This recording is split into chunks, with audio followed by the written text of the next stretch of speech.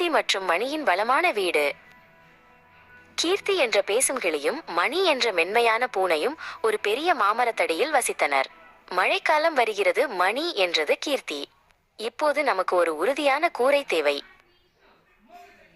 மணி உடனே தலையை ஆட்டியது.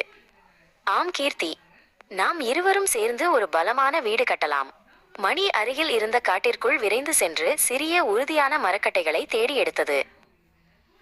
கீர்த்தி உயரமான கிளையில் அமர்ந்து மணியை பார்த்து கொண்டிருந்தாள். வேகம் மணி, நாம் சிறந்த வீட்டை கட்ட வேண்டும். அந்த பெரிய கட்டையை எடு, அது மிகவும் உறுதியானது என்று உற்சாகமாக பேசியது. மணி முதல் சுவரை எழுப்ப முயற்சி செய்தது. அது ஒரு கட்டையின் மேல் இன்னொன்றை வைத்தது. ஆனால் தொப் என்று எல்லா கட்டைகளும் விழுந்துவிட்டன. அவை ஒன்றாக நிற்க மறுத்தன. மணி சோர்வடைந்து விட்டது. ஒரு முக்கிய பொருள் இல்லை என்று கீர்த்தி கத்தியது. கட்டைகளை பிடித்து வைக்க நமக்கு ஒட்டக்கூடிய சேறு, களிமண் வேண்டும். உடனே கீர்த்தி அருகில் உள்ள குட்டைக்கு வேகமாக பறந்து சென்றது. சிறிது நேரத்தில் கீர்த்தி தன் கால்களில் கெட்டியான களிமண்ணுடன் திரும்பியது. மணி அந்த சேற்றை மரக்கட்டைகளுடன் கலந்தது.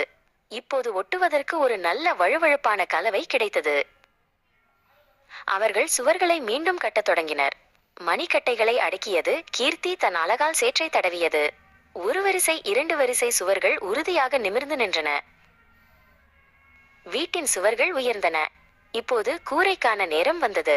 மணி எவ்வளவு முயன்றும் கூரையை இணைக்க உயரமான இலைகளை வைக்க முடியவில்லை.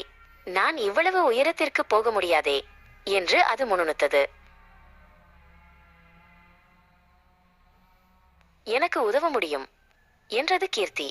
கீர்த்தி நிறைய பெரிய தட்டையான இலைகளை சேகரித்து கூரையின் மேலே பறந்து அவற்றை சரியாக படுக்க வைத்தது. மணி கீழே இருந்து கூரையின் தளத்தை உறுதிப்படுத்தியது.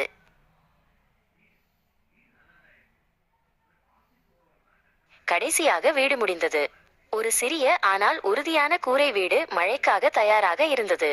கீர்த்தியும் மணியும் உள்ளே நுழைந்தனர். நாங்கள் சேர்ந்து கட்டிய எங்கள் வீடு என்று இருவரும் மகிழ்ச்சியில் கத்தினார்கள். வெளியே மழை தூரத் தொடங்கியது.